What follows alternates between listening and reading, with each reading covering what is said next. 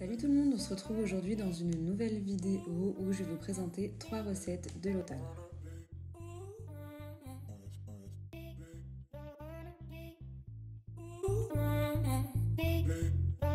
Du coup pour cette vidéo je vous ai fait un sommaire pour que ce soit plus simple. Donc à 28 secondes ce sera le porridge gourmand aux pommes.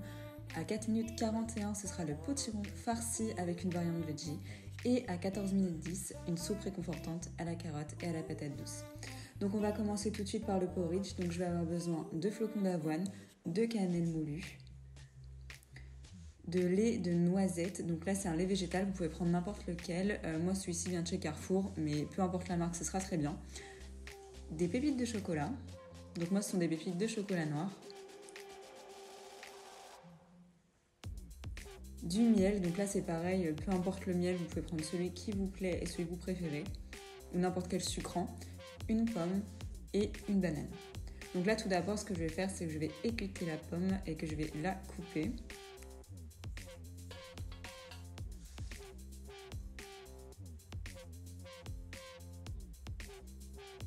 Je vais retirer le tronc parce que je trouve que c'est pas super digeste.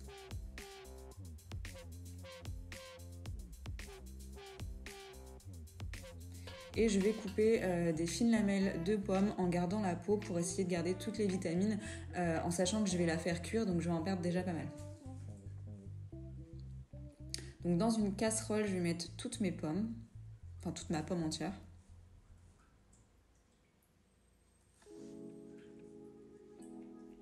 Et je vais venir ajouter du miel également dedans. Donc là très clairement, niveau quantité, je sais pas trop, je mets un peu au pif. Et ensuite, je la mets sur le feu. Je rajoute un petit peu d'eau pour pas que ça colle et que ça crame. Et je viens remuer.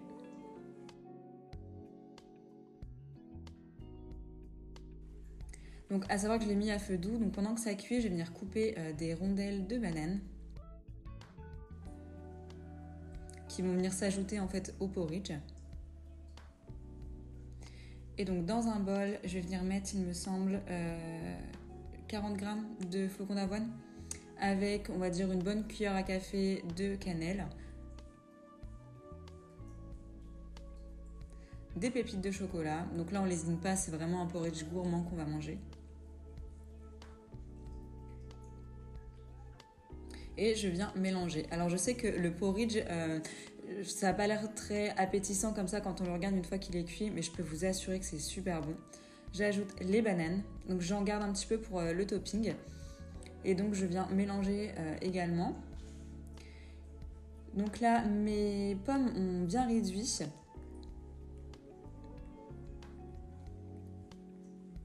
Donc je vais pouvoir en ajouter une partie donc à l'intérieur du porridge.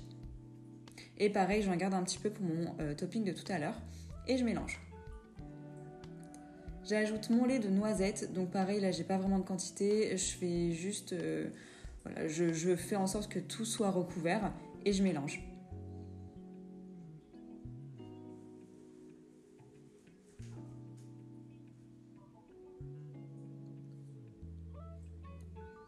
Et personnellement, je suis une fille qui se prend pas la tête le matin pour son porridge. Je le mets au micro-ondes. Et généralement, je le mets 2 minutes 30 à 3 minutes parce que j'aime avoir un effet assez crémeux dans le porridge. Donc en topping, je rajoute mes pommes donc chaudes avec la banane.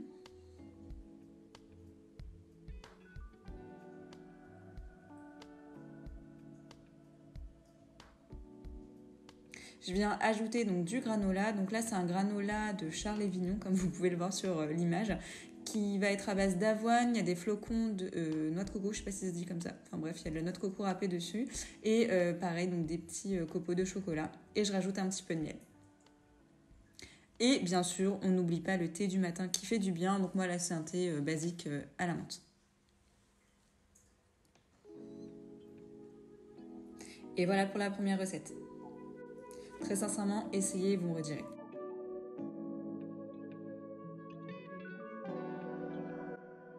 Donc là, on va passer au potiron farci.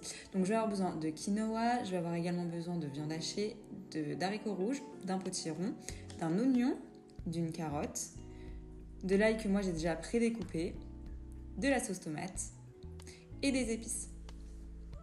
En soi, vous pouvez mettre les épices que vous voulez. Donc là, tout d'abord, étant donné que j'ai pas pris des haricots rouges en boîte, en conserve du moins, il faut que je les cuise. Donc là, c'est parti. Donc là, je l'ai mis à feu quand même assez fort parce que là, j'avais envie que ça se dépêche de cuire parce qu'il faut savoir que c'est assez long quand même à cuire les haricots rouges.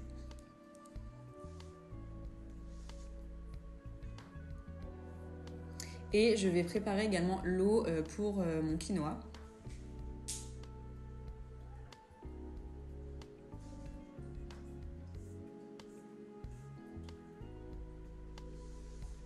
Donc moi je sale toujours un petit peu mon eau pour que ce soit plus rapide en fait. Et je viens couper mon potiron. Donc là c'est un petit potiron que j'ai pris. Je vous avouerai que en fait j'ai fait un drive, mais personnellement j'aurais préféré qu'il soit un petit peu plus gros. Je viens retirer tous les pépins qu'il y a au niveau de l'intérieur.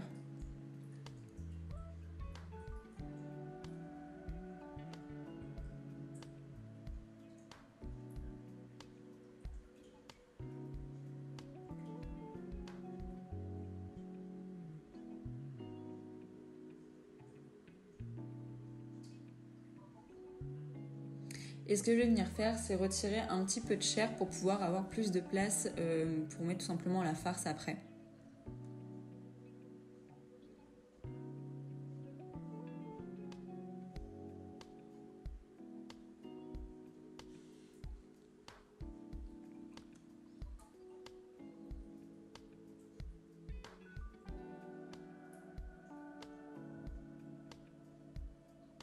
Et bien sûr, ce que je retire, je vais l'ajouter dans ma farce par la suite.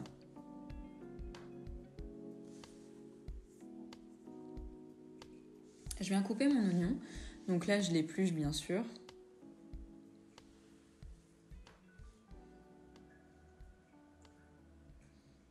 Pas besoin de vous détailler comment éplucher un oignon, je pense que tout le monde sait le faire. Et ensuite, je vais venir le découper en dés assez grossièrement, puisque je vais le mettre dans un appareil de hachoir en fait manuel.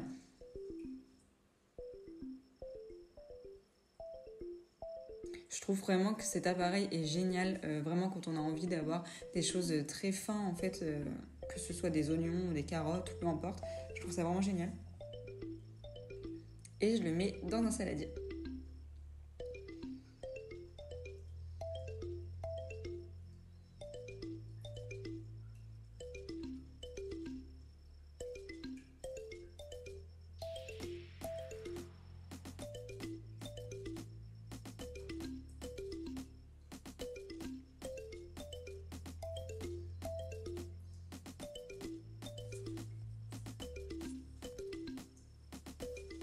Je vais faire pareil donc avec le potiron.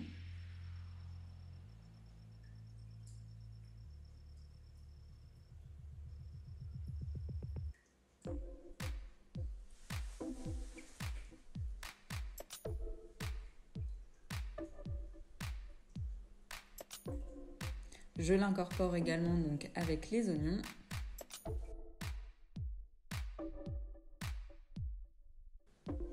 Et je vais faire ça aussi avec une carotte. Donc je vous en ai montré deux sur les plans de présentation, mais au final j'en ai utilisé qu'une. Donc je l'épluche.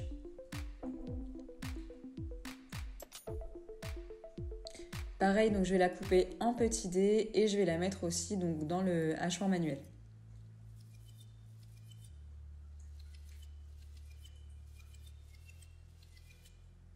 Donc je les ai pas lavés entre temps en sachant que dans tous les cas tout allait se mélanger après.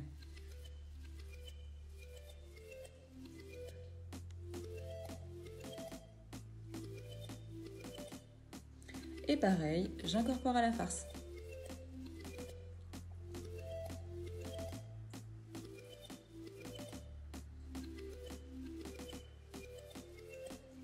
Je mélange brièvement.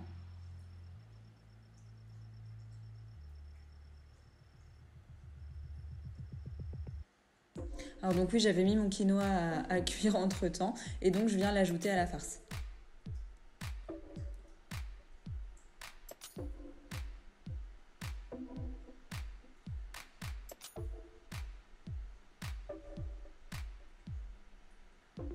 Et pareil, je mélange.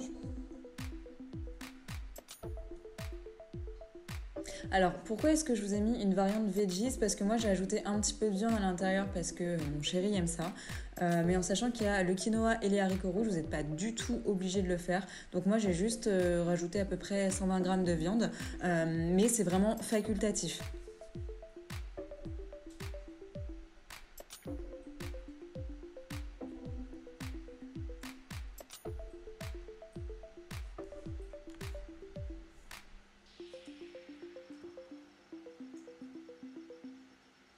Je viens ajouter également donc l'ail que j'avais prédécoupé.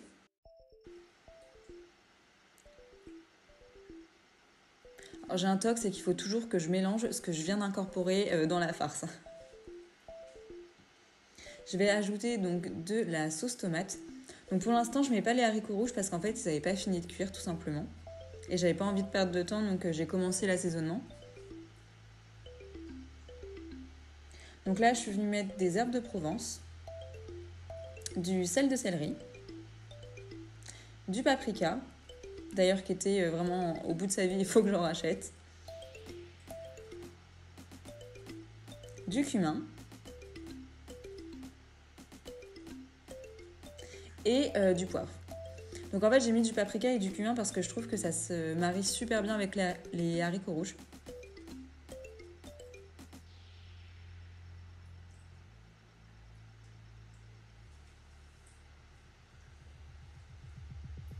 Et j'ai mis à peu près 100 grammes d'haricots rouges aussi. Donc c'est ce que je dis, vous pouvez vraiment mixer en fait. Enfin, c'est à vous de voir. Si vous voulez plus d'haricots rouges, si vous voulez pas de viande, c'est vraiment à vous de voir ce que vous préférez. Moi là j'ai fait un mixte, donc c'est pour ça que j'ai mis 100 grammes et 100 grammes. Et je viens remplir donc mon potiron.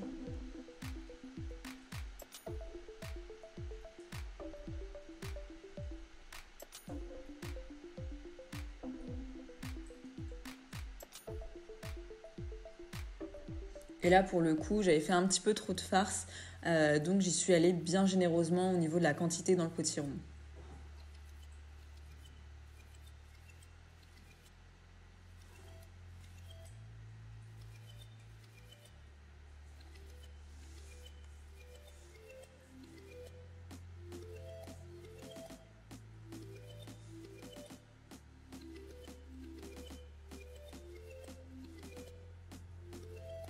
Et vous voyez, je tasse bien en fait avec ma cuillère.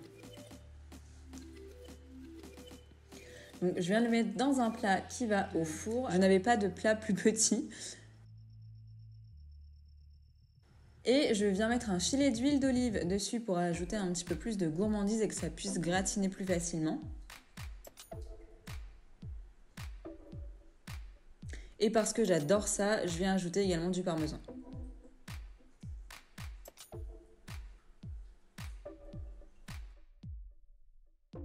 Bon, vous voyez, à côté, ça commençait à être un petit peu le bazar.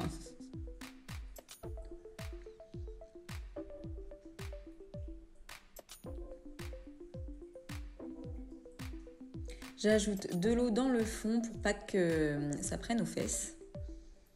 Et je viens le mettre dans le four donc pendant 40 minutes à 180 degrés.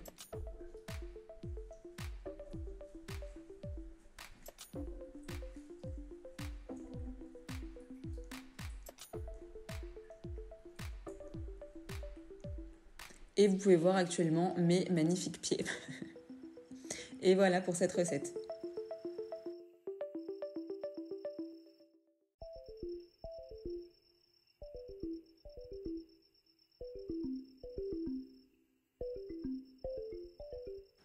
Et maintenant on passe à une soupe que j'adore faire. Donc on va avoir besoin de 4 carottes, d'une patate douce, de 3 pommes de terre, d'une pomme, de sel de céleri, de poivre, du curry et du lait de coco. Donc je viens d'abord éplucher mes patates, mes pommes de terre.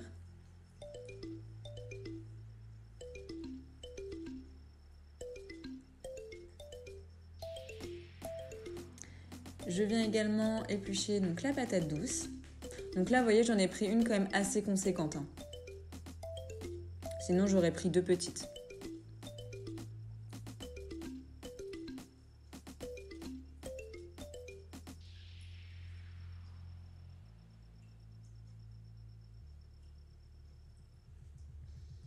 je coupe mes pommes de terre. Donc là, je les coupe en dés, puisqu'en fait, moi, il faut savoir que je vais les mettre dans un robot où tout va cuire tout seul. Après, si vous le faites... je vous conseille quand même de les couper en dés, même si vous les faites cuire à l'eau. Ce sera beaucoup plus simple pour la cuisson et surtout beaucoup plus rapide. Donc je fais la même chose pour la patate douce.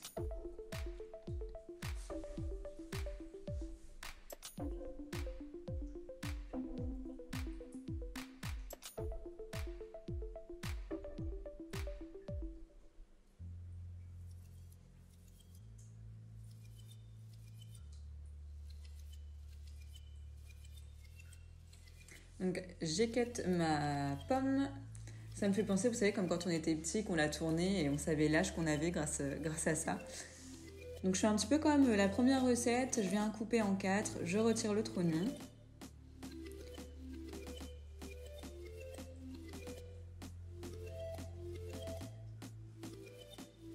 Sauf que là, je vais faire des petits dés.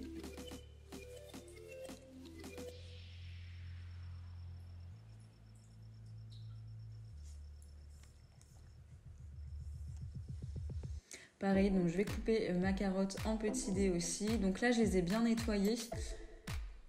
Donc j'ai pas retiré la peau. Dans tous les cas, je me suis dit que c'était pas très utile et puis on va pas la sentir en sachant que tout allait être mixé. Donc directement dans mon robot, je viens mettre les légumes que j'ai prédécoupés.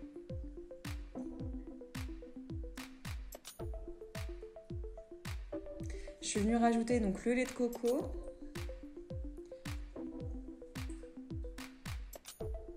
Le curry. Donc là, je dirais que j'ai mis une bonne cuillère à soupe de curry. Du poivre. Alors il faut savoir que je suis vraiment une Miss Poivre, j'adore ça. Et je suis venue rajouter donc le sel de céleri. Je viens rajouter de l'eau.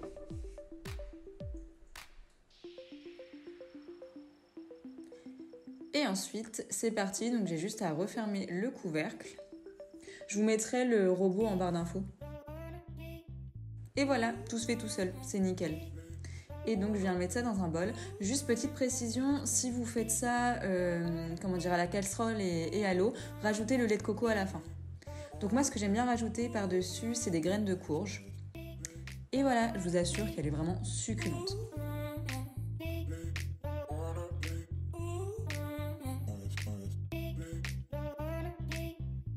Eh bien écoutez, cette vidéo touche à sa fin. J'espère qu'elle vous a plu. Ça change un petit peu de ce que je peux vous montrer habituellement. N'hésitez pas à liker, à partager cette vidéo, à vous abonner bien sûr comme d'habitude et à cliquer sur la cloche pour que vous ayez toutes les notifications à chaque sortie de vidéo. Voilà. Ciao!